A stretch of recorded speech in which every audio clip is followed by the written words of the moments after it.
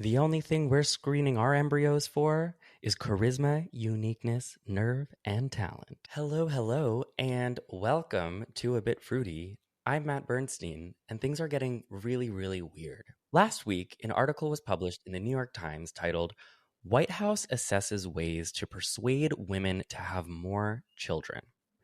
It detailed ways which the Trump administration is currently thinking about incentivizing people who don't have children to have them, and people who do have children to have more of them. These included a one-time quote-unquote baby bonus of $5,000 to new mothers, which, obviously doesn't even cover the fees it costs to have a child.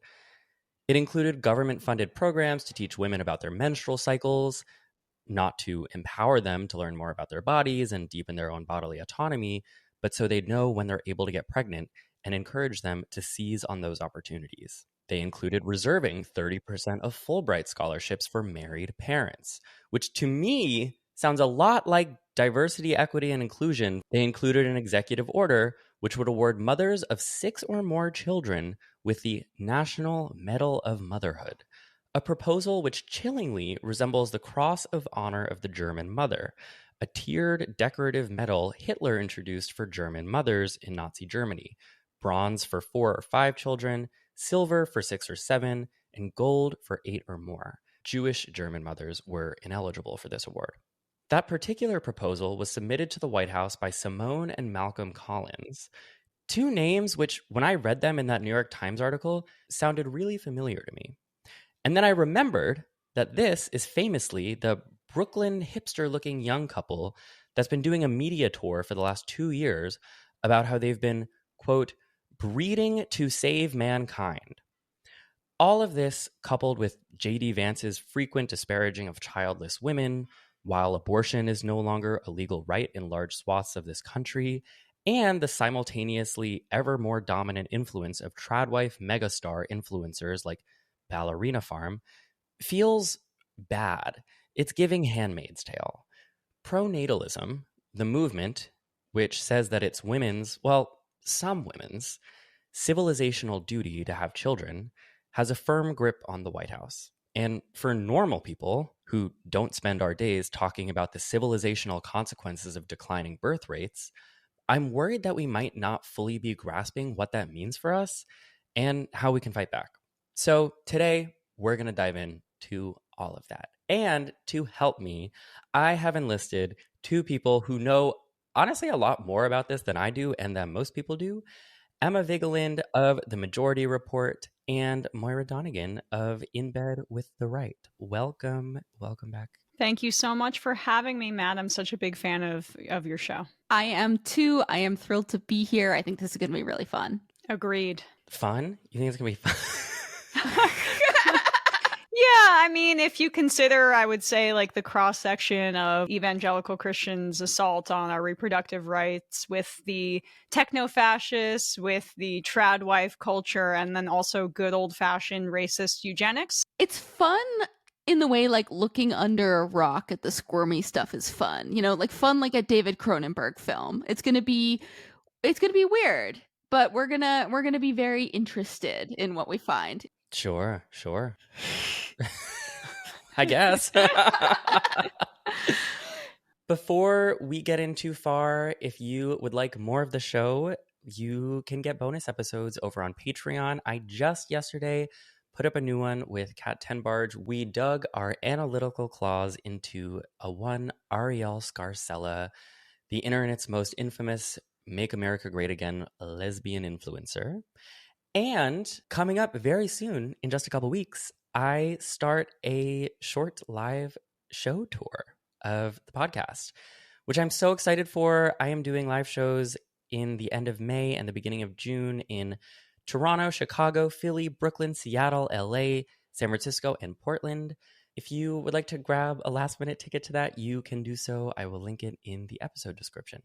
Okay, I feel like a good entry point to this is the Collins couple, Malcolm and Simone Collins, because some people might be aware of them, and if they're not chronically online, they are happier people than us, and they don't yet know about them, but this is a fascinating couple. So what do you guys know about them? Like you, Matt, I have been looking at the Collinses kind of the way you look at like a car wreck on the side of the highway. You know, I cannot look away. And they are really seeking out our attention, right? These are the founders of pronatalism.org, which is a website that encourages people to have as many children as possible. And they have really positioned themselves as the mascots for the American pronatalism movement, in part by soliciting a lot of media attention for their own quest to have as many children as possible. I believe they currently have 4, with number 5 on the way. Yeah, and I would also say that it's important to note that they have ties to Peter Teal, who has his fingers in the pots of many of these kind of more niche online far-right movements. They talk about how we need to have more children because birth rates are declining, and we can get into that philosophy in just a bit, but to give people a preview, the claim is also false. Like, the growth rate of births is expected to decline, but it is still growing. It's just that the growth rate is expected to decline. And that's largely driven by wealthier Western nations. So when there's this talk of population decline, it's important to note that they are not talking about people in the global South and people with brown or black skin. I think it's also interesting to talk about who they mean in the US, right? Because while the United States has had a modest decline in births per household, especially over the past like 20 years or so, that has been almost entirely from a drop off in the teen birth rate, which has really collapsed as a result of policy interventions designed to get sexual education to teenagers, to get contraceptions to teenagers, and to encourage teenagers to postpone childbearing in favor of education, right? So these people, I think, Emma, your point's really well taken. They're telling us to be very afraid of a problem that doesn't actually exist. Well, to them, it may exist, right? In the sense that the point that they're gesturing towards is not the actual point that they're really thinking about, right? So you'll hear them talk a lot about civilization. But if they were to put something like Western in front of civilization, it might make their arguments a little bit more clear because they're talking about specific kinds of birth rates. Wow, I really thought it would take us like at least 20 minutes to get to just like, this is a eugenics movement. In fact, we're less than 2 bullet points in on my outline, and we've already, well, fair enough. We might be bearing the lead a little, though, because we've talked about, you know, the Collins, they have these ties to Peter Teal, who has been funding a ton of right-wing endeavors. They also have ties to Elon Musk, who's, of course, a big proponent of pronatalism. Malcolm Collins's brother is one of those Doge boys helping to dismantle the federal bureaucracy as we speak. I didn't know that. But I think we're kind of burying the lead because we're not really talking about what they look like. Yes! That's where I plan to start this. Hey, I just wanted to dive in right into the eugenics, but let's take a pit stop and make fun of these freaks for a second. They are truly chilling people with horrible ideological belief systems. But can we talk about how they dress? Okay, so for normal people who have no idea who this couple is, let me explain. Simone and Malcolm Collins are a couple. They're both in their late 30s, and they initially went viral when they were profiled a couple years ago in The Telegraph in an article titled "Meet the Elite Couple Breeding to Save Mankind."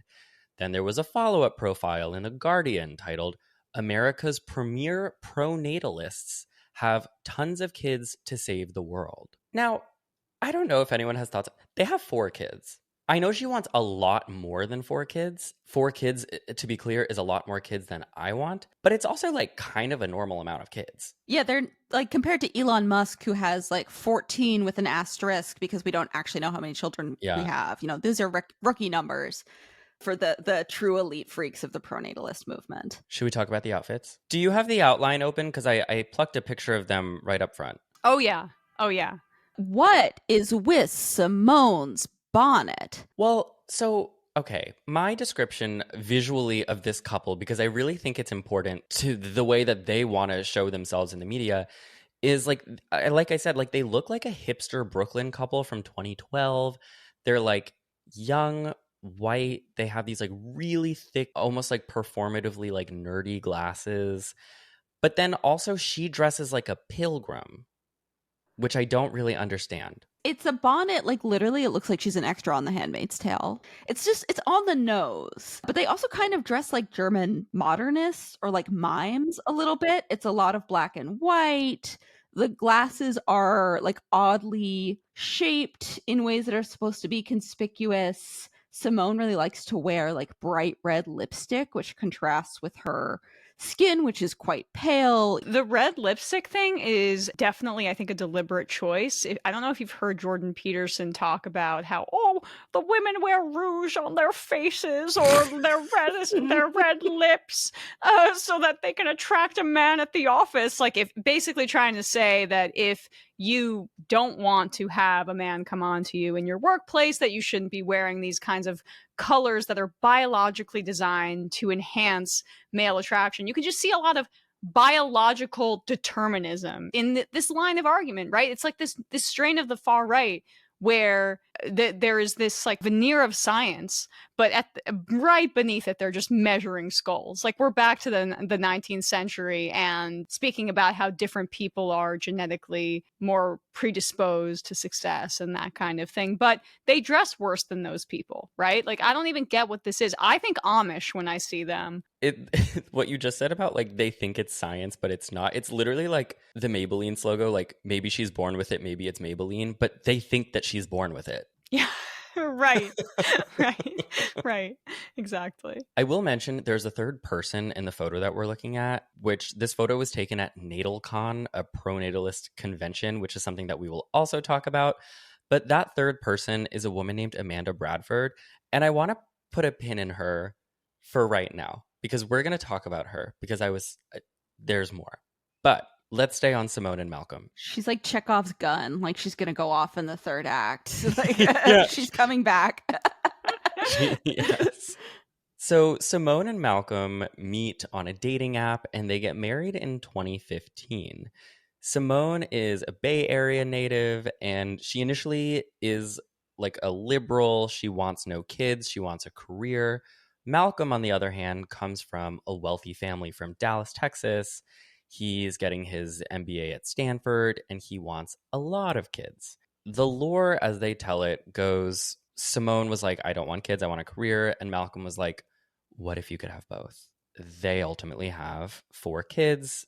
At the time that we're recording this, she's pregnant with her 5th. 3 of those kids were born via C-section after she had complications with her first pregnancy. And I just also want to mention the kids' names. Do you know the kids' names? The names are a trip. The names are something else. It's like if you asked AI to write an Ayn Rand novel, like these would be the names of the characters. There is a 4-year-old son named Octavian George, a 2-year-old son named Torsten Savage, a 16-month-old daughter named Titan a 16-month-old daughter named Titan Invictus, and their youngest 4th child, Industry Americus Collins. What the hell is going on with these like crazy tech? Because these are like the Elon names too. Oh, Industry. I can't wait to name my firstborn sweatshop.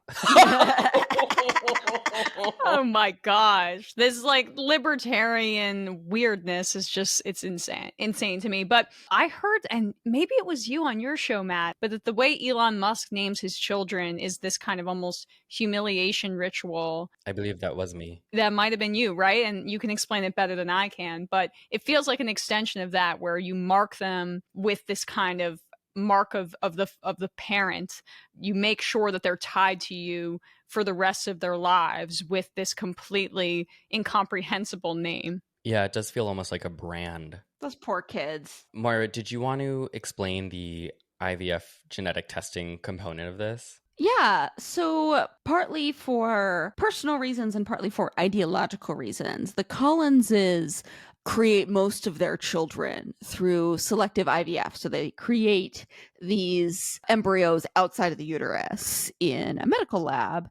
And that's partly because Simone has a history of eating disorders that have given her some fertility issues, but it's also because they have a very strong, and I want to say sort of like scientifically not justified, faith in their ability to screen these embryos for things like health and intelligence. Crazy. Yeah, so they're creating what they think are like super babies, like genetically superior offspring. They screen those embryos for IQ levels, which that's not real. IQs are already pseudoscience in the sense that we know that they are incredibly tilted towards people in the West and to English speakers. This has already been debunked. So they're screening for a pseudoscience using likely pseudoscience themselves. It's like the Russian nesting doll of pseudoscientific racism. I was researching to make this outline, and I was just like losing my mind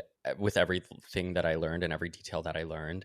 And I told my boyfriend, I was like, they are screening the embryos for IQ levels. And he was like, lost it. And he was like, I don't know if either of you watch RuPaul's Drag Race, but he was like, the only thing we're screening our embryos for are charisma, uniqueness, nerve, and talent. But what I will say about this is they flatly deny being eugenicists, but like, what is the non-eugenics explanation for screening your embryos like this? I don't think that there is one. I actually think that we can talk about the Trump administration and the broader conservative movement as incorporating eugenics into their politics in ways that we haven't seen in decades, at least in this country.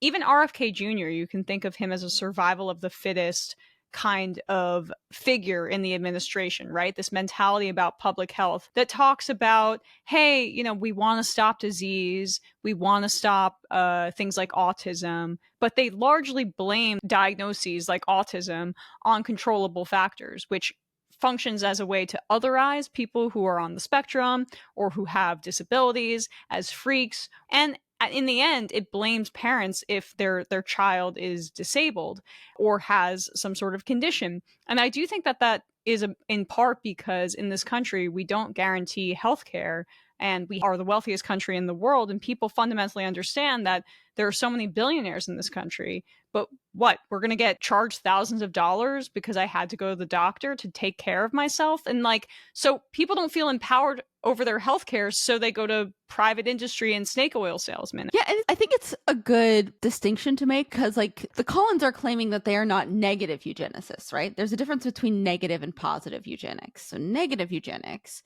is when these people who appoint themselves the arbiter of who should and should not be having children try to prevent what they see as undesirable populations from having children, right?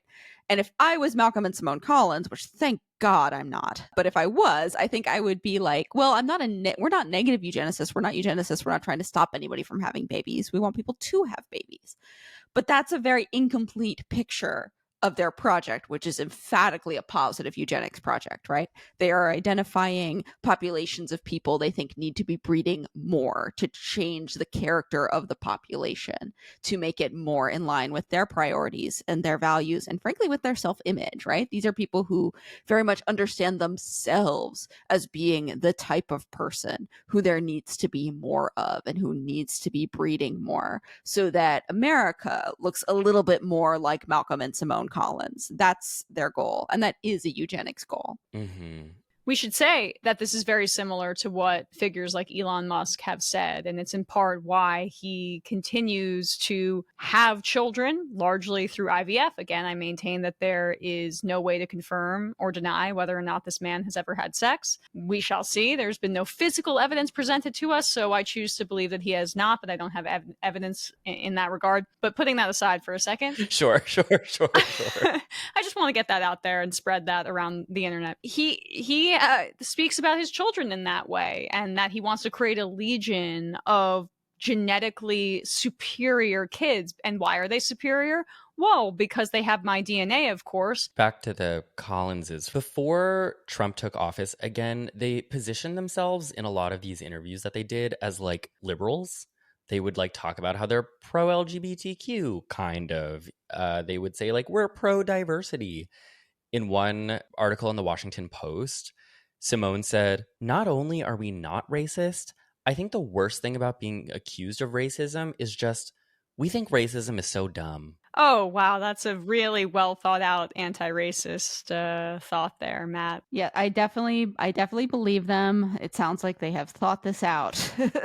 Since Trump has taken office and now they're like directly working with the Trump administration and the Heritage Foundation and people like Peter Teal, they've kind of dropped the act. But I think from the beginning, you can see that this is like, there's no liberal or left-wing way to have the ideology that they have, because what they're fighting for, the world that they think should exist in the future, it comes with a profound cultural shift that they have also been fighting for, alongside the mandate to like have as many children as possible.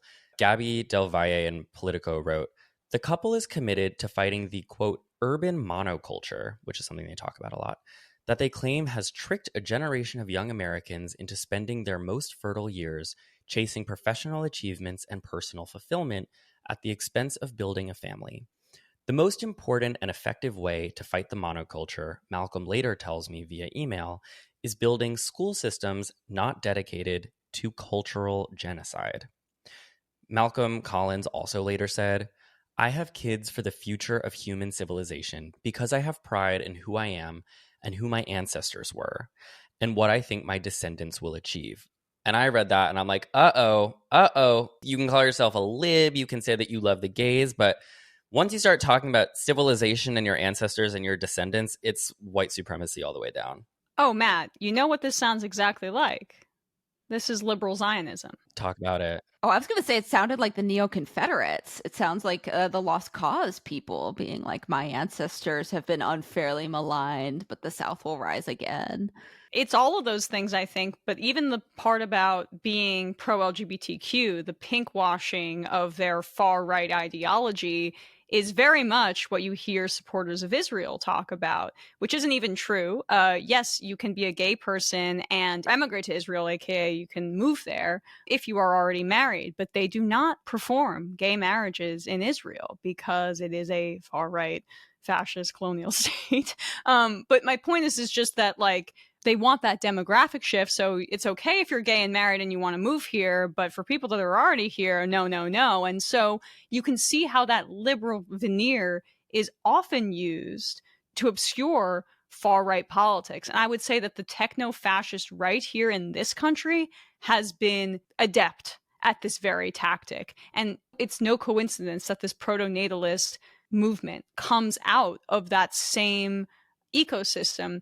Peter Teal, in particular, being closely associated with Simone and Malcolm Collins is fascinating to me because he has seemingly a lot of other people on his payroll, including Gwen Stefani. Oh, are you serious? Sorry. No. Well, yes. What? For what? Gwen Stefani, along with like Mark Wahlberg and Chris Pratt, but like notably Gwen Stefani because I'm a gay man, shills for his anti-abortion prayer app. I did another episode on that. That is so unfortunate. His money is everywhere. Not to derail this, but Kat Tenbard said it best on the episode. If you look at the center of everything that's wrong with this country right now, Peter Teal. Yeah, but that's an interesting example because I guess she might be a pretty good example of the left-wing or left-wing adjacent to Tradwife-esque pipeline, which might put her in the Peter Teal orbit. But the Weinstein brother, that I think it's Eric Weinstein, who works for him in this very dubious role, is another example of somebody who basically was a COVID disinformation person. He's an anti-peer review online podcaster influencer alongside his brother Brett Weinstein. And his role with Peter Thiel's company is very vague, but he still is doing some influencing on the internet. So you see how it seems like Teal wants to put certain people to the forefront, to the top of the podcast charts, to elevate their profiles, even if they may not have the most organic audience to start. And I wouldn't be shocked if this couple and the number of damn profiles that they've had in The Guardian and the New York Times and the Wall Street Journal, what have you, is a direct result of his influence and his money being able to push these people out. I want to just push back on Malcolm's characterization of like an urban pluralist or feminist culture, because what exactly the fuck does he mean by cultural genocide, right? Like there are fewer stay-at-home mothers in America now than there were in whatever version of 1950s that he's imagining, and therefore he is claiming the mantle of being a victim of a genocide. You know, it's such a collapsing of scale and of severity that is, I think, really typical of a lot of right-wing rhetoric. Well, it's also, I mean, that to me, that's just like a white supremacist dog whistle, because they love to Yes. talk about like white genocide, cultural genocide. I mean, to me, it's just that. And so then to like say that and then deny that you're racist, it's comically ridiculous, just not comical, unfortunately. It goes back to the earlier point that we were talking about, where they'll say civilization is in jeopardy because of our birth rates, but they don't put the white part in front of it. In the same way, when they say genocide, they don't put the white genocide in front of it, because that is the Great Replacement theory. That's literally the white supremacist motivating theory behind a majority of the Republican Party at this point, but particularly the Trump administration, Steve Bannon, Stephen Miller, and Elon Musk, who connects the pronatalism with the Great Replacement theory, and in fact endorsed it and said that he found it very interesting on Twitter. And the ADL back in the day said that he was being anti-Semitic, rightly. But then when he did the Sig Heil at the inauguration, oh, well, maybe not so much now that we're in bed with the Trump administration and their foreign policy. So all of these far-right movements are connected in this incredibly dystopian way. Shall we take a brief and perhaps needed short break from this episode to thank the sponsor of today's episode, NordVPN? So I, write and make a podcast for a living, which makes me a freelancer, which I love. I don't have an office outside of my living room because co-working space in New York is really expensive. Everything in New York is really expensive. But I kind of like being an office nomad. I like working from cafes and coffee shops and lounges, and it lets me get out and explore this city that I love so much. The problem, though, is that I am constantly using a million different public Wi-Fi networks. And public Wi-Fi networks are typically less secure than your one at home. And what that means is they're typically not encrypted. So your data, like your web history or passwords when you log in, or credit cards that you use when checking out, when you're using a public Wi-Fi network, are much more easily hackable by cyber criminals. NordVPN helps me stay safe from that. NordVPN encrypts your internet connection so nobody, not the internet service provider, nor the business, nor a hacker, can access your data while you're on a public Wi-Fi network. Right now, Nord is offering listeners of A Bit Fruity a huge discount on their service and 4 months free when you sign up for a 2-year plan. There is a 30-day money-back guarantee, so you don't have to stress about that. You can grab that discount right now at nordvpn.com/fruity. That is nordvpn.com/fruity. Now, break's over. Let's get back to it.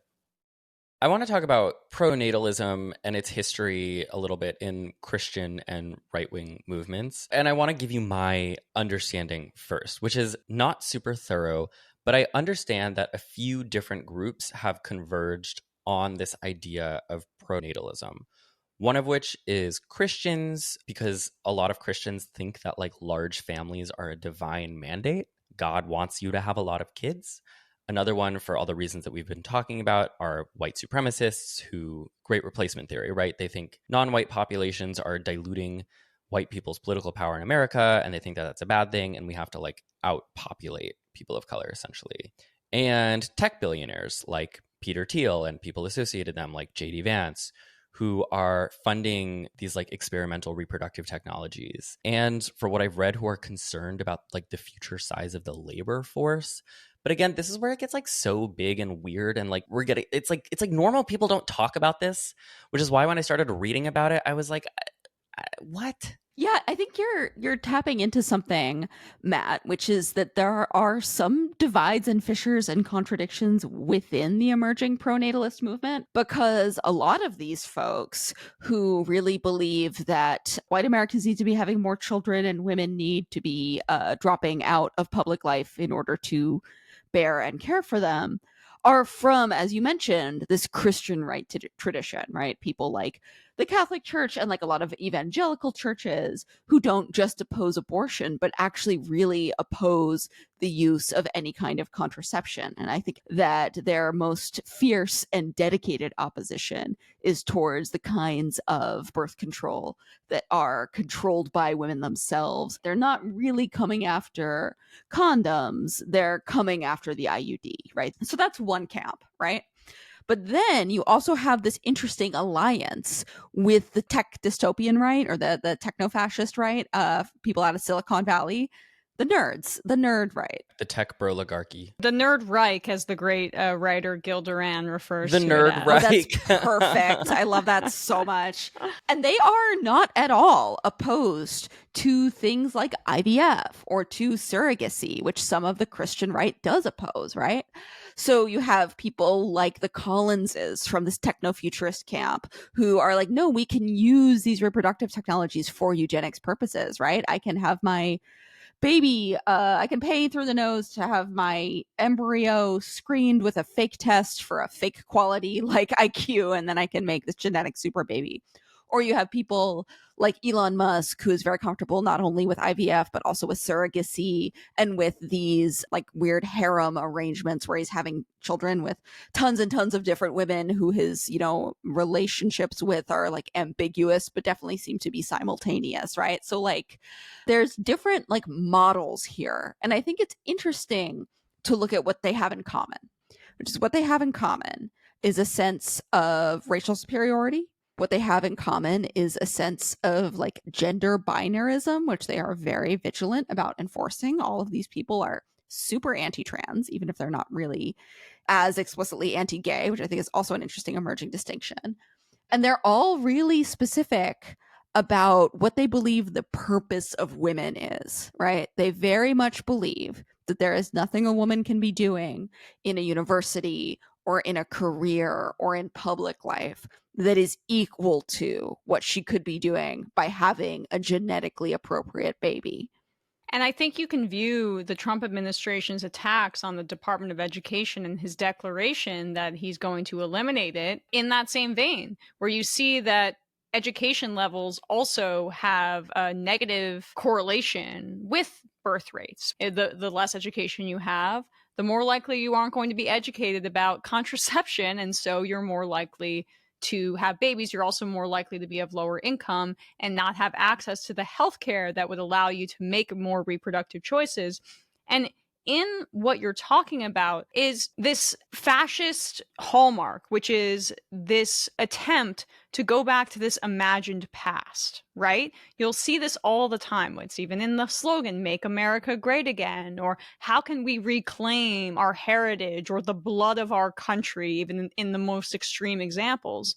And the past that they describe is never really the reality, but it's a way to not have a vision for folks that talks about improving the future or changing things proactively or even dealing with the facts of how our society is currently constructed and giving people a fantasy to look back towards. And oftentimes that fantasy, because the people who are trafficking in these politics are fascists or are on the right, it involves an imagined past, which means white men, your superiority is elevated. And that includes this vision of a nuclear family that's increasingly impossible for men in this country to achieve. You had a great episode last week, Matt, on alpha males. And Emma, you are so nice to me on my own podcast. Thank you so much.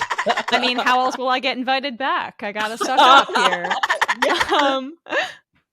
But I've been sending it to people, and their response has been great too, because it really does, I think, hit on this reactionary anti-feminist moment that we're currently in, which includes the backlash to Me Too and the influencers that have come out of that space, which is that they seek to empower men in ways that are deeply dangerous and I think are contributed greatly to Donald Trump's victory in the fall. This influencer space, this right-wing alpha male influencer space, is designed to give men this sense of empowerment. And that's in part because we are at levels of income and wealth inequality that are pre just complete disaster levels at this moment. I saw that, right, there's this new data that shows that the average debt that an American consumer has is over $100,000, that we're hitting new records of credit card debt. DoorDash just did a deal with Klarna so that people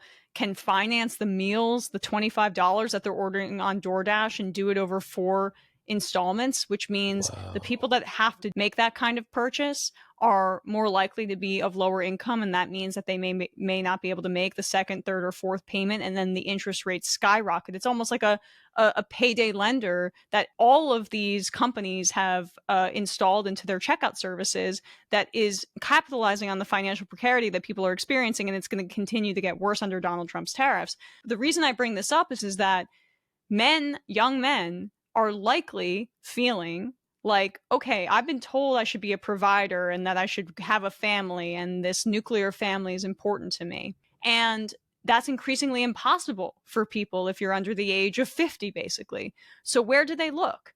They look to these influencers that say, actually, you may feel out of control of your life economically, but you can control your woman.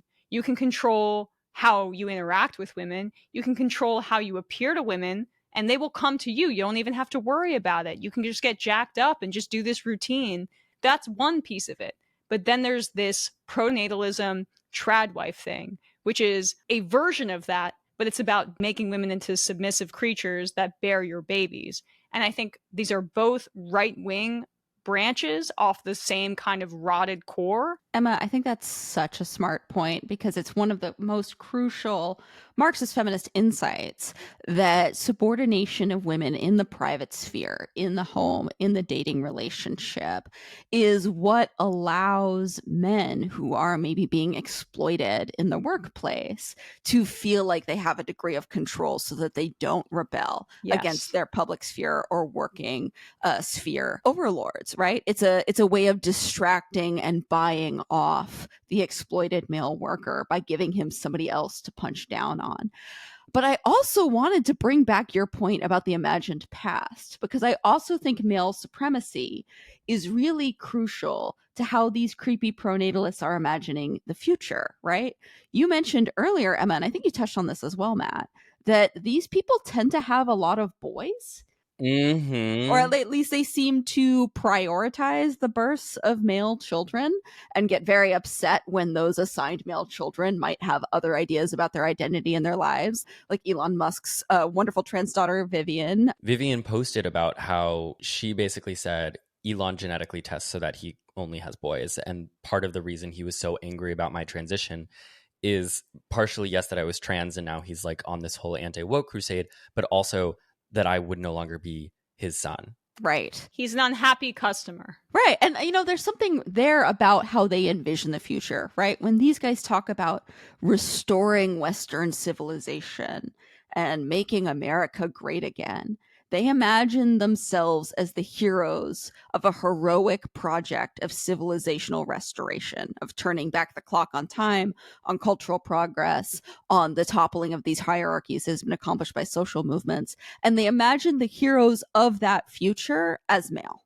They think that only men can do things like become technological innovators. They think that only men can do things like become political leaders. They think that only men can do things like make great art or have a vision for the future, right? That's why they're prioritizing those births. That's why they are so strict in their vision that men are for the public world and women are for making babies. It's why they are so aggressively antagonistic towards transition and trans life expression. It's because they have very specific visions of who are going to be the heroes of the future, and that's boys. And that's capitalist in the sense that this is a vision that's also anti-humanist, right? Where they don't necessarily see beauty in human expression or in the chance of maybe I'll have a girl or a boy. And there's beauty in finding out, and there's beauty in having this experience together with your partner. And you can gender select, sure, if you have the resources to do it. But the reason that they're doing it is because they see their boys as ways to extend their kind of capital reproduction beyond their life, as extensions of their view of themselves as superhumans. And this isn't in the sense that they think they can fly, but it is in the sense that they think that they are the kings of the world that should be able to have their sons carry on their legacy. They are adopting, in the Curtis Yarvin vein, a monarchical vision, these tech feudalists, of how they should continue society. And they feel like it's their solemn duty. It's just narcissism, and they're enabled by the billions of dollars that they've accumulated. Yeah, we're going to talk about Elon Musk in greater detail later in the outline, but he did sneak peek. He did exchange texts with Ashley St. Clair, one of his many baby mothers, saying that, like, no army that's ever won a war was made up of women. But it just lends itself to what you're saying of, like, he sees this struggle for the future of civilization as, like, a war that he's leading, that he has to create an army of his children. But let's not get too far. I want to talk about NatalCon. Oh my God. Are you guys excited for this year's NatalCon?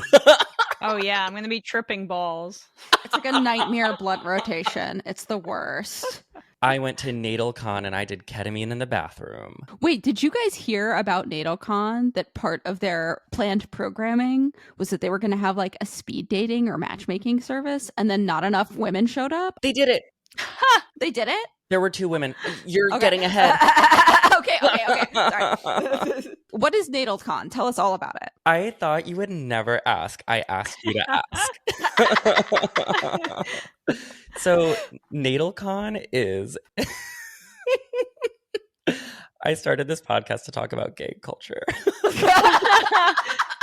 This is the opposite of that, Matt. Gotta say. This is the straightest culture, unfortunately. Our world took a nosedive, and now I have to talk about NatalCon. No, I used to write about lesbian history, and like now I'm in the trenches with you, Matt. I mean, I guess I am talking about gay culture in the sense that all I ever talk about now is Peter Teal, who unfortunately, and I don't know if he knows this, is a gay man. But anyway, NatalCon is... I mean, it's a natal convention. It is an annual pro-natalist convention founded by the white supremacist Kevin Dolan, who was actually fired from his previous job after his like fake alt Twitter, which was like a white supremacist fake alt Twitter, was like uncovered. And now he runs NatalCon. Fun fact, he started NatalCon after watching the Tucker Carlson documentary, The End of Men. Do you guys remember that? Oh my God, is that the one where he like sunned his balls? Yes. Yes. Kevin Dolan watched this Tucker Carlson documentary, which was about, quote, collapsing testosterone levels in the West, where Tucker Carlson advocated testicle tanning. Oh, I God. can't believe the words Please, that are coming out of my I mouth. pray he's never done that. I don't want that mental image in my brain. Yeah, nobody think about Tucker Carlson doing any testicle tanning right now. I need to like bleach my eyes. I need to bleach the back of my brain. I need a lobotomy. Yeah, it's this annual convention. It's in its 3rd year. Some journalists have gone and covered this. Emma Goldberg for the New York Times attended it, and she wrote, quote, roughly 200 people had flown in for the Natal Conference, an event devoted to discussing collapsing fertility rates. There were church-going conservatives and Silicon Valley technologists, parents of 5 and parents of 9, edgelords in leather jackets, and women in Lilly Pulitzer. I love that we all know exactly what that means. Yes. All sharing a common concern: how to convince Americans, namely American women, to have more babies. It was also written about in detail in Politico, which noted that tickets for NatalCon went for up to $1,000. So there are like all these panels led by mostly like right-wing provocateurs. I mean, the speaker lineup included Simone and Malcolm Collins, Jack Posobiec, who's like just like a white supremacist Twitter influencer, Raw Egg Nationalist, which is the pseudonym for another white supremacist Twitter influencer. And they had all these panels. And to your point, Moira, they had like they had a most eligible natalist, like natalist bachelorette, but it was all men showed up, and it was just like 2 women. How do you even Oh. pitch yourself on like a date with a pronatalist? You're like, I have most of my eggs left. Like, it's got to be so dehumanizing. And there were men who spoke to journalists at these events, and when the journalists were like, "Where are all the women?" the men were like, "They're home having babies," which, like, on some level, I guess, like, it's dark to think that there are no women that are part of this movement, and it's actually probably darker to think that there are, and that they are actually home, like, just being really pregnant. As somebody who studies a lot of right-wing anti-feminist women, as part of my podcast, In Bed with the Right, wherever you get your podcasts, available now. Sorry. Plug it. It's good. Thank you. We had a blast talking to you. But one thing you see all the time is that when they have women, they put women front and center.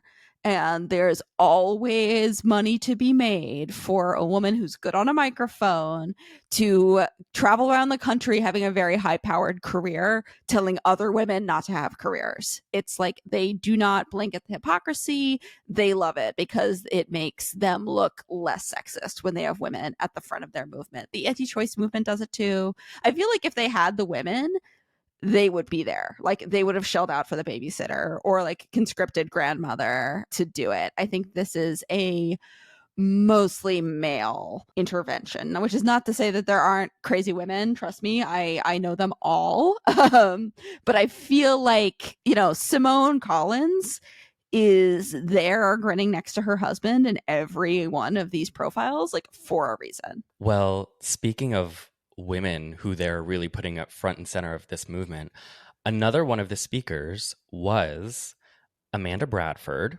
who you might remember her from the photo at the beginning, who we put a pin in. We're about to take that pin out. Dun dun dun. She's back. There it is. You were right. It's Chekhov's what's her name? I was reading articles about NatalCon, and Amanda Bradford would be described as a dating app entrepreneur. She said in one of the times that she was speaking at NatalCon, quote, "We're going to fix the birth rate decline in this room." Do you know what app Amanda Bradford is the founder of and CEO of? Can I guess? Yes. Bumble. No, it's unfortunately not like a big one like that like normal people use. Oh, damn. But it's The League. Oh, it's The League. I was going to say, is it The Right Stuff? But that might be too on-the-nose Republican. The Right Stuff is Wait. Peter Teal. I've been married for a million years. What's The League? Okay. I'm so excited to talk about this. I have been annoyed by The League since before I had a podcast, and I never thought I'd have the chance to talk about it. Okay. The League, and Emma, feel free to chime in whenever you want I'm ready. But like, The League is a dating app that posits itself as like the dating app for especially motivated and successful and career-driven young professionals. To even use it, you have to apply. And the company will analyze your education levels, your degrees, your profession, your social influence. If you do get accepted to the app, a basic membership costs, drumroll, $99 a month, while higher tiers like Owner, which, whatever, cost between $249 and $1,000 a month. Oh my God, what a grift. And the thing is, I wouldn't even know about this because there's no part of like my internet usage that would lead, you know, The League targeted ads to target me. But they did a huge out-of-home campaign of ads here in New York City that if you were like using the subways, you saw these ads. They were everywhere, and they annoyed the shit out of me because there were posters. I put some in the outline if you guys have it open, and I'm going to throw them on the screen if you're watching the video version of this episode. But there were all these ads. It was like dating puns, but with like annoying elitist twists and puns. So it was like, be a gold digger, fill the giant goal in your heart. And then there's this one, date someone so ambitious they make you want to IPO your pants. My thing with the league And baby, as a lot of these types of people love to say, it is a free country. If you want to get on the league, get on the league. I don't think I've ever ranted this passionately about anything in my life. I also like the IPO your pants is like, oh, you'll pee your pants? Is that the reaction you get to a hot person? Sorry to cut you off, Matt. I think it's supposed to, I don't know. I interpret it as like you cum or something. Right. I get it, but it doesn't sound like cum. It sounds like pee. No, it's just stupid. It's just stupid is what it is. My most generous interpretation of this pun is like the most closest thing we can think of to an orgasm is a initial public offering. Like, I'm sorry, like you need to like get laid. You need to get laid. You need to get laid. If you want to. But my thing with the league isn't an app that advertises itself like this going to attract the worst possible people? Because you have to think of yourself. You have to see these ads.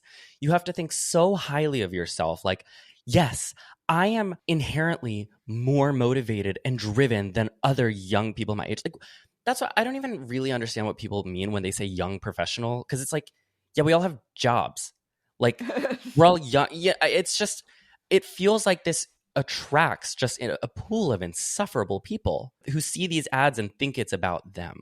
Yeah, I mean, I will say I haven't been in the dating pool for over 8 years, so I'm also not like I'm engaged. I'm getting married actually in a month and a half. Thank you. But I met my fiance on Hinge, but I did like apply to all of them back in the day, and I didn't get into the league because like whatever. You applied to the league? I did. Well, I did. It was like 9 years ago or something. I didn't know how bad it was at the time or whatever. But now aren't you so happy that you never got in and you never gave them your money? Well, I did get in, right? Oh. But like 4 years later, after I'd already been in this long-term relationship, and after, of course, I started being a public-ish figure on the internet, and then they were able to verify that I was cool enough. But prior to that, my college wasn't good enough, and I wasn't hot enough, so they had discarded me. And then all of a sudden, maybe I get verified on Twitter or something like that back in the day, and then they bring you along. But it's just like it's the most, it is proto-natalism before proto-natalism in the sense that like, yeah, like only this certain kind of person, like bring the capitalist grind culture into your bedroom is basically what they want you to do. And that sounds like the worst thing of all time. Well, it literally strikes me as like a eugenics dating app. Yeah. And I know that might sound dramatic, but honestly, spend 2 seconds on the league's website. It calls itself, quote, a selective and high-quality community of motivated daters looking for meaningful long-term relationships. Anytime you describe someone as high quality, it's like incel or eugenicist. I think about like Andrew Tate talking about high-value men, or I think about like the Collinses talking about high-quality birth. Yeah, it assumes that there's a way to rank the worth of human life so that not all people are equal. Yes. And that the people who would be doing that would not necessarily be at the bottom of any such worth ranking. You know, it's just like, oh no, we are telling you and avowing that we think that we're better than other people. And that's why we should only be together, right? It's also like anti-pluralist, right? It's like, no, you don't want to be with the riffraff. You want to be in a place where it's only these worthy people, these better people who have been like measured and judged. It's such a depressing exercise. I'm just like sad now. It's exclusive and privatized. Like that's what the vision of the right is. And it is interesting to view the Trump administration through this lens because we're talking about these people and they're freaks and we get it, right? But someone like Elon Musk, the richest man on the planet, who was a part of the administration for quite a while and probably is still calling a lot of the shots behind the scenes, if you view certain populations increasing as some sort of threat and other populations decreasing as a problem and that they need to increase, well, how is that going to inform foreign policy, for example? You know, I return to this because I just can't stop thinking about it. But I mean, right, there hasn't been food that has gotten into Gaza for over a month. And I think that you can't view this administration as, you know, eugenicist, but also genocidal without understanding how those two things interconnect, including the Doge cuts to USAID, which we know resulted in immediate HIV infections among kids who were relying on the United States' already threadbare supplementary aid to get their medication. There are going to be tens of thousands of children that die of AIDS because of Elon Musk and because of this administration. And how can you separate this from the eugenicism of Elon Musk's ideology when it comes to pronatalism and the other eugenicist elements of this administration, which I would say include RFK and his libertarian view of public health? Mm-hmm. Should we talk about Ballerina Farm a little bit? Sure. Matt, I'm so sorry if I jumped the gun. No. You're so good at making all these connections and drawing it all together. So like you can't lose sight of the big picture, which is really wonderful. I appreciate it. I'm just I don't want to talk too much. It's not my show. So let me know if I'm being annoying in any way. You're perfect. I just yelled for like 3.5 minutes straight about how stupid this fucking dating app is. But it really is like, because you are so good at drawing all these connections. And I think that's the connection I have to bring to this, right? Which is like the CEO of this like weird elitist dating app that I've always had weird feelings about. But it's like, oh, she's also speaking at the weird eugenicist pronatalist convention. Because when this is the fundamental mindset that you have about the world and about like who gets the privilege and who should even be forced to like multiply into the future, you get it in every facet of life, whether it's dating, whether it's lawmaking. It's like these people's paw prints are all over all of this, and it's so unsettling. Was that incoherent? No, it's perfect. I mean, I think this is so much of what it is, right? It imagines a future that is like the past. The phrase I've heard that describes this is like retrofuturism. In the future, we will have this utopian restoration of all of our previous social hierarchies where women will be in their proper place and people of color will like just conveniently vanish and we won't have to deal with this annoying trans thing, right? It's this image that like by having as many babies as possible and by, you know, privatizing as much as possible, they can like get rid of history, right? But history's still there and it's still happened and is still going to continue happening with or without them. So there's something like really futile about the pronatalist movement, right? I think they're going to do a lot of damage, definitely to human dignity and to like the dignity of women with their influence on like our discursive world. But they are not going to succeed in creating the future that they want because there's going to be people like us in the future, whether they like it or not. And I think that they're aided by this country's eroding critical empathy and our inability, I think, sometimes to understand how people outside of this country, I mean, even in this country, we struggle, but it's particularly in the global south, how we have created a system that simulates how capitalism operated under slavery, where that labor was onshored and it was here in the United States. But then when we globalized, we made countries like China the factory of the world, and we created these supply lines that were incredibly intricate, but relied on the cheapest labor possible, oftentimes in the global south. And then they don't have the education or the resources to have birth control, and their population increases. And here in the United States, we benefit as fat cats from importing all of these goods cheaply. And then there are some people who have the privilege to be able to make those choices for themselves. And then they see the rest of the world as a bit of a problem, even though their very existence is dependent on the fact that these people are exploited. And so we see this viewpoint of people who have had worse luck than, say, you know, the genetic lottery of being born in the United States. You see that and how people justify that and justify the oppression of those people manifests itself even in the pronatalist movement. And I think it's a part of our foreign policy. It's a part of the current fight over tariffs, right? And how the Trump administration is approaching that and this protectionism that's entirely counterproductive. But it is this simulation of some of the almost domestic dynamics of racism that we see here, but applying it to the global south in an increasingly globalized world. So as we are protectionist in the United States with our trade policy, this is almost like a protectionist, insular, close rank around a certain race, around a certain ideology, around a certain genetic structure to make this kind of person work, as opposed to understanding that, like, we need to overhaul these systems that are oppressing people that lead to this kind of thing. But eventually, fascist movements are born out of this kind of structural inequality. And we're at a zenith in that period right now.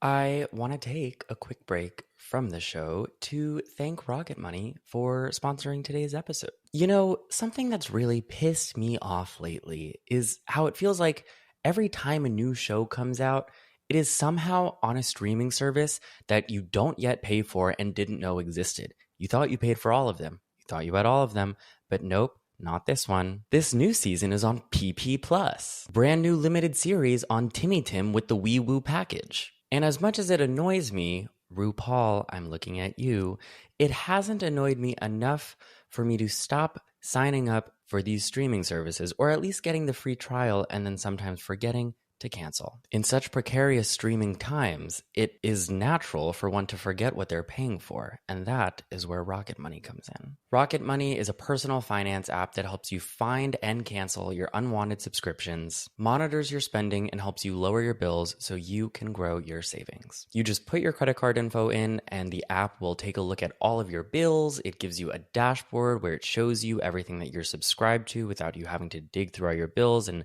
do all the work yourself. And it'll help you cancel anything you don't want to be paying for anymore with just one click. Rocket Money has over 5 million users and has saved them a total of $500 million and saves members up to $740 a year each when you use all of the app's premium features. Cancel your unwanted subscriptions and reach your financial goals faster with Rocket Money. If you want to give it a try, head over to rocketmoney.com/fruity. That is rocketmoney.com/fruity. Now, let's get back to talking about these freaks. Most people, even people who might agree with some of what pronatalists think, they probably don't know what pronatalism is, and they're certainly not like fervent pronatalist activists. Like I mentioned, you know, this pronatalist conference had 200 people. It's not that many people. But I do think the ideas that are at the root of pronatalism find ways to present and market themselves in things that feel more benign and that reach a lot more people. And this is where, and I'm always excited to get to invoke her, we talk about Ballerina Farm. How many children does she have now? Let me Google it. How many Ballerina Farm children? 8. So, Ballerina Farm, if you don't know, she is the most famous, I would argue, Tradwife influencer. She has over 10 million Instagram followers. Her name is Hannah Nealman. She is an episode in and of herself. She and her weird, like, shitty husband, who's a JetBlue airline heir. It's a separate episode that I've been like wanting and thinking about making. And actually, I was talking, if you're big on YouTube, you might know Princess Weeks. We've been talking about making an episode about that. But, you know, she basically just presents this beautiful Utah looking farm life with her million children running around in the cornfields, and her husband who's like always dressed like a cowboy, and she's always in these dresses, and like her kitchen is wooden and beautiful, and like everything that she uses to cook with is like wooden and beautiful, and she sells replicas of those things online. But she has a huge draw. People I know in my home life like follow Ballerina Farm on Instagram, and she's obviously not, you know, getting on Instagram reels and talking about civilizational warfare and population decline, but she is obviously showing people that a life well lived is a life with a million children, where even though you're making like 7 figures by like selling the content related to that family lifestyle, you know, that's under the surface. The fact is she's selling a lifestyle. Yeah, and she's also selling a vision of a domesticated woman to an audience that may not just be women. Like a lot of sometimes these mommy influencers are there to speak to women or people who can get pregnant or just parents in general about, say, what are some great tips in terms of childcare that we can provide for you. I mean, these are like innocuous, largely influencers on the internet, but what this vision is it's almost simulating, I would say, a sort of pornography for men, which you get to see women domesticated in the home acting like, you know, they just stepped out of a meadow in the Netherlands or something like that, running through sunflowers and showing an idealized world that doesn't actually exist, but they pretend previously existed, as is a hallmark of fascist propaganda. And it gets men to feel like, gosh, if I only found a woman like this, all of my problems with society that I had talked about earlier, about the lack of economic opportunity for men in this country, all of that can be solved if I just found this kind of person. And if my girlfriend or my prospective romantic partners are not like this, well, there's probably something wrong with them. And then we get back to just rank misogyny. And that's where this influencer space, I think, leads to. I also brought up Ballerina Farm. I promise, dear listener, I don't try to shoehorn her into whenever I can talk about her. But I also bring her up because when I was reading about NatalCon, there was a NatalCon attendee who told a journalist who was reporting on NatalCon that she went to NatalCon because she wanted to be in community in person with other pronatalists, because when she goes home, she feels like all she has is Ballerina Farm. So there is something genuinely drawing people into the pronatalist movement from, following Ballerina Farm and people like her. Oh, yeah. I mean, Ballerina Farm is a commercial enterprise, and it is also an ideological propaganda enterprise. And she is trying to convince and convert her largely female audience into a lifestyle that, as Emma mentioned, everybody who actually lived it, both farming and having an unlimited number of children, is something that everybody with the opportunity to stop doing that immediately does. Like, people fled agriculture to work in not particularly good factory jobs in the 19th century because agriculture was so hard. Every community in which women have opportunities for education, opportunities for healthcare access, opportunities to do something with their life other than have a ton of children, every single community like that experiences a birth rate decrease, right? Because when people have the option to not live this way that Hannah Neeleman is trying to convince them to live, they take it, right? So part of what I think is going on is that the Ballerina Farms, the pronatalist movement, it can only get this kind of cachet because people don't quite know what it really means, right? Because there's an ignorance and a little bit of a novelty about what these lives look like in reality, which is very, very different from how they're being presented on, say, Instagram. People don't actually want to live like this, right? Like, people love their families, but like also people love families that they're in that look maybe more like mine, right? Where there might not be children or there might be gay parents, right? Like, this is an attempt to retrofit something really complicated and very personal, which is like familial love and personal ambition and gender expression, back into like an extremely narrow and prescriptive vision that doesn't fit with people's actual desires. Because when people have the opportunity to have smaller families with children they get to like spend more time with and invest more resources in and love a little more and more personally, they tend to do that. And when people get the opportunity to live lives that are, beyond what is very narrowly prescribed for their gender, be that like the incredibly restrictive vision of femininity that these people have, or about gender roles more broadly, like, they do that because the human spirit is indomitable and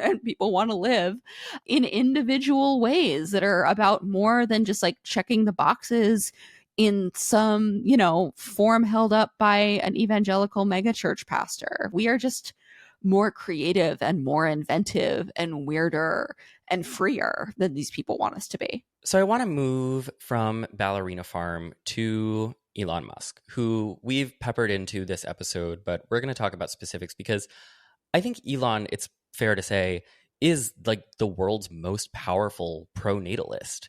He's also a violent misogynist. And I think people, like everyone in the United States, is very aware that Elon Musk is kind of this like overlord figure hanging over us right now. And myself included, like, we often joke a lot about like, oh, he has so many kids and da da da.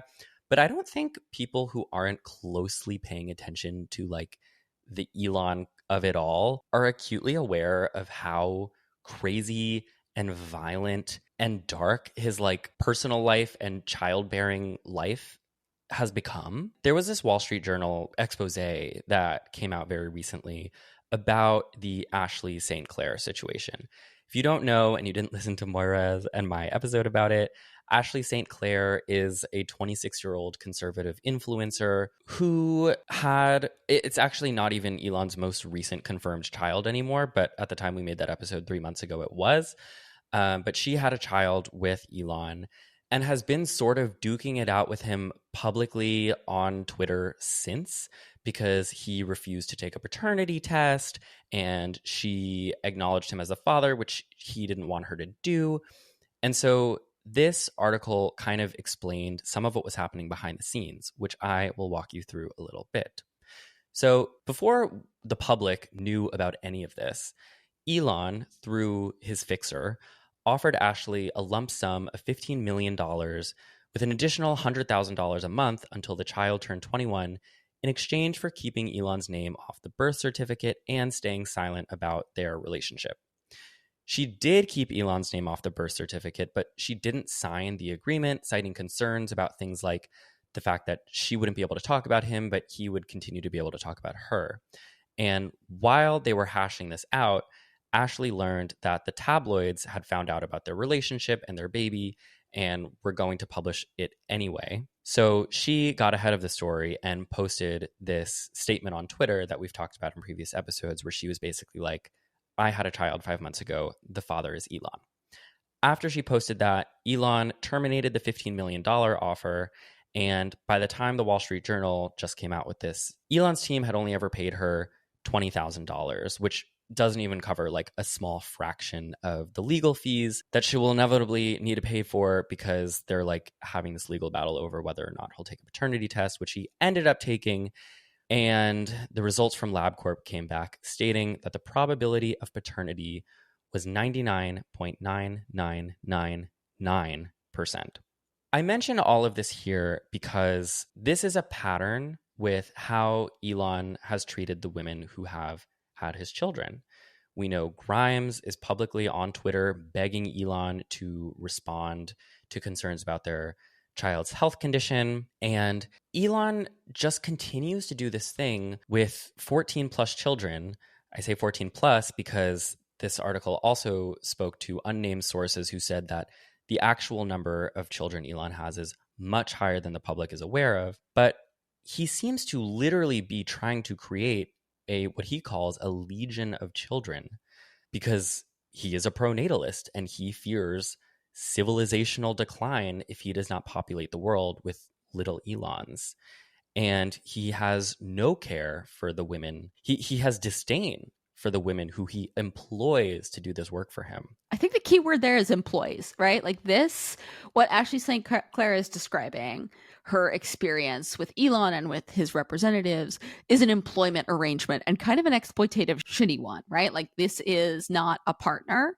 This is not somebody you're in family with. This is not somebody who's treating you as an equal or as an entity worthy of respect. This is somebody who thinks he can buy you and will punish you with money and with the law if you don't behave the way he wants to. So I think like the other thing we need to talk about when we talk about pronatalism is that it's not exactly pro-family, because it really vulgarizes and like commodifies, in the Musk case, these relationships that we think of as like really kind of personally meaningful. It's clearly not personally meaningful to the pronatalists when all of his children are just numbers and their mothers are, you know, management problems he has to solve. It undercuts the entire notion of family. I am old enough to remember the entire Republican Party obsessing about the nuclear family as a way to disparage gay people and to try to kill gay marriage. George W. Bush ran in 2004 on the notion that he would do a constitutional amendment if he got back into power to make sure that there was no LGBTQ marriage in the country for the rest of time. And so this is as core to the Republican ideology as anything, the homophobia, but the complete fiction and the veneer of wanting to promulgate the nuclear family and traditional values has been disposed of by Donald Trump's very existence, but also all of the acolytes that have become a part of this movement, including Elon Musk. And so I think a competent opposition party and the Democrats would be pointing out this inherent contradiction about how they say they're for family values, but when it gets to its core, to the seed at the center. You see that it's about control. And Elon Musk, yeah, he may be creating children, but he's not a part of a family. He's not a part of that family. He's not providing emotional support to those children. They're not creating a life together. It's just about breeding his DNA. And so, frankly, I think there are a lot of conservative men that view their children with that same level of narcissism. It's why parents can't accept trans kids. I think there's a lot of misogynistic fathers that don't understand how could you reject the dominant gender for this other gender XYZ, right? Like there's all this misogyny that's inherent in the transphobia in this country. But even when it comes down to parental rights and how the right has been going at school boards and trying to censor certain kinds of books that may promote LGBTQ equality, they'll say this is about parental rights. They'll say this is about family. They'll say it's about protecting kids. But at the end of the day, it's as ridiculous as the nuclear family arguments were back in the Bush days. Because once you get down to brass tacks, it's about control and it's about suppressing anybody that doesn't fit into a very specifically narrow box of how you should live your life. And the more you drill into it, it gets narrower and narrower. I think it's so interesting because we started the episode talking about the Collinses. You look at the photo shoots that they do for these interviews that they do with The Guardian, with The Telegraph, with Washington Post, and they look like Ballerina Farm photographs. You know, they have the kids, they're swinging in the grass, they're so happy. And of course, we talked about Ballerina Farm. But I think it's really helpful to talk about the violent misogyny of Elon Musk's personal life, because it is actually the most distilled version of the movement that all of these people are part of. And it presents, I think, the clearest vision of what this is actually about, which both of you have made very clear is about control of people's bodies. This isn't about anything else. And it's about eugenics, and it's about building a future of white people. Right. It's all white supremacy and misogyny. So it's a right-wing movement. Congrats. I'm sorry, can we just like, I feel like we've done this throughout the episode, but I really just want to dwell on how pathetic this shit is. It's like, I need to be the best. I need my genes to be the best. I need other people to live the way I think they should live. It's like, it's a product of people who I think have like very little self-worth. And it's so fucking weird. Yeah. Not to like Tim Walls it, but like normal people do not spend their days thinking about birth rate decline. It's just like, am I wrong? I don't know. Someone's going to comment on this and be like, I think about birth rate decline all the time and I'm woke. But like, but like it's just weird. It's a really weird thing to preoccupy yourself with. And it's like, obviously, as we've demonstrated, like a strain of racist narcissism to think that you're the one who should be fixing it. It's weird. You're right. It's weird. These people need a fucking hobby. It's gross. It's weird. It also has the hallmarks of cults. And yes. I, in the sense of like giving people a purpose and this grandiose view of how you save humanity via your own individual actions that should be disconnected from it with any rational analysis. But it's not, because we have the secret trick. It's totally a doomsday cult. I mean, it is. I don't think that's a stretch at all, because, I've read interviews with all sorts of pronatalists when I was researching for this, and they all talk about like the apocalypse. Oh yeah. I mean, I just had this conversation with Naomi Klein, one of our great writers. And not that flex. I mean, we love Naomi Klein on this podcast. I'm one of my heroes, and one of our best living thinkers and writers right now on the left in like the English speaking world. She wrote a piece co-authored with Astra Taylor in The Guardian that I would encourage everybody to read, and it talks about end times fascism and what connects the techno-fascist right with the evangelical right-wing movements. And it's also just like they've embraced the nihilism. The Trump administration and Elon Musk or whatever, they're post-truthers, right? They don't care about this objective reality that we all share. They make their own truth via force, and that's usually via capitalism. And so they don't care about any shared understanding, any shared collective humanity. It's all about, let's get ours so we can get to Mars. And they don't view saving the planet as something that they need to do as people in power. They view it as something that's inevitable and maybe something that they should accelerate for their own ends. And I see pronatalism, very much in that very dystopian vision, and a version of far-right politics that I'm not sure we've ever seen, even though it's all the kind of the same contours, but it is in many ways a response to the climate crisis, as is Elon Musk's fascism. He says that his company, Tesla, was all about like, oh, let's reduce emissions. And you know what the entire business model is reliant upon and being held together on with like duct tape and gum is carbon credits, which he sells to other companies. So polluters can go over their emissions limit, and anything that his company is offsetting is completely moot. Doesn't that say everything about how he views the planet? And that's what the right encapsulates here, I think, in this current moment. How do we end this? You know what? I try to end on an uplifting note, but this is hard. I mean, I just said the word end times fascism. It's a little rough. I did write down this like core question that I wanted to finish on, because we haven't even recited the fact that like when most people saw, for example, this New York Times article that was like the White House is trying to get you to have more children, most people responded with like, I'll have more children, but I need some things from you. Like there's no shortage, I think, of people who want children, but they can't afford them. I wrote down this question. It seems like the main reason people are choosing to have less or no kids, right? One, yes, there's like a truth about changing gender roles in society, and that has empowered some people to not want children, which I think is a great thing. But for people who do want kids or want more kids, most of them will tell you that they're not having them because the economic conditions and lack of social and governmental support make it impossible, right? The most obvious fix in my mind is like increasing the minimum wage, affordable childcare, paid leave, gun control. But the pro-natalist movement doesn't seem interested in any of this. I mean, I was reading about things that like Malcolm Collins has campaigned for. I don't know if you guys saw this, but he campaigned. Let me find my notes on this. Malcolm Collins has advocated for bans on car seat requirements. Have you seen this? What? I'm sorry, what?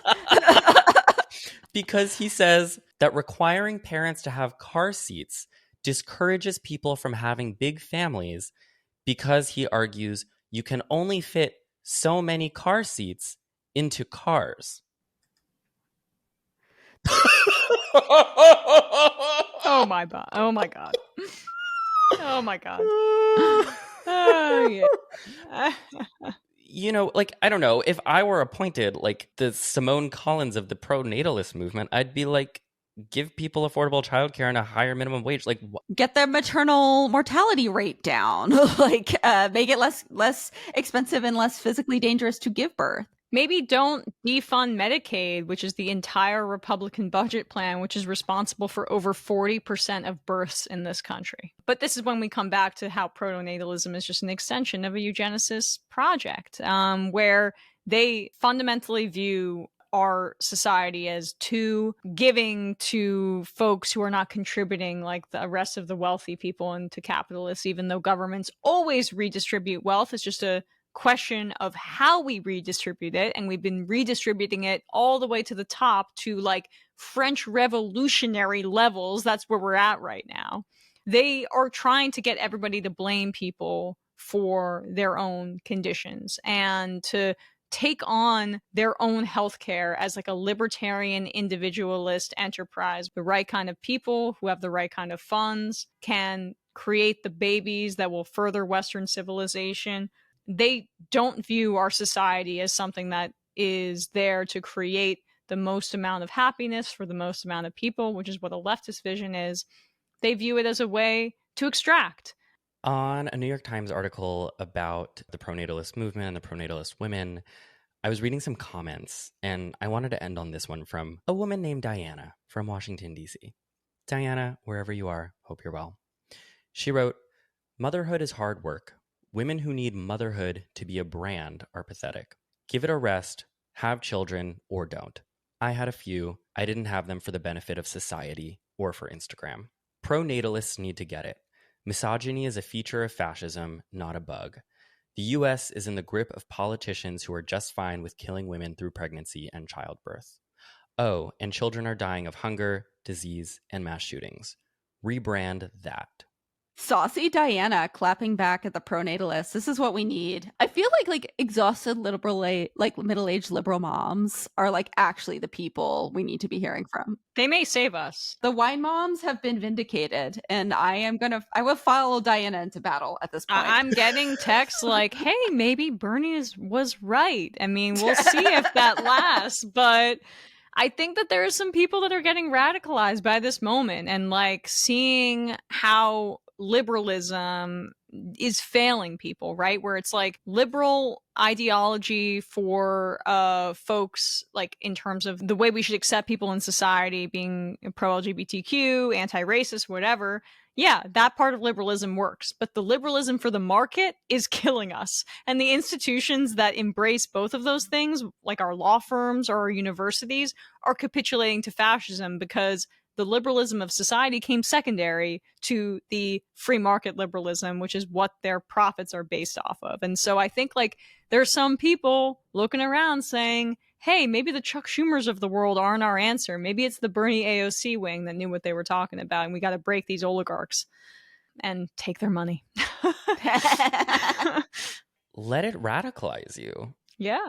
Let this like lady in like a pilgrim outfit with her bonnet on and the fact that like she is intertwined, like she has a direct ear in the White House, like let this radicalize you. These people are crazy. They're like in the Handmaid's Tale outfit, like for real. Like we all made fun of the Handmaid's Tale outfits at the Women's March back in 2017. Oh my God, I'm dating myself. But like now they are unironically wearing the bonnets. Like it's time, ladies. It's time for a popular front to take these freaks down.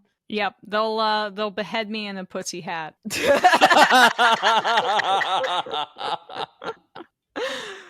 Emma and Moira, thank you so much for walking us down this very dark journey, but one that I think people need to understand maybe on a deeper level than most of us currently do, because it's happening quicker than most of us can keep up with. See, I think we did have fun. I think I was right. I think we did have fun. I think it's impossible not to have fun with great folks like this. So thanks so much, Matt, Moira, for speaking with me today. And I appreciate you having me on, Matt. Fuck the league. I hope their app goes out of business. Oh, this was a blast. Thank you, the listener, for making it this far. I so appreciate you. Weird times. But the pendulum is going to swing back. And I have seen people on Twitter predicting that society is about to get woke on levels that we have never before seen. And I am clinging to that prediction personally. I love you all. And until next time, stay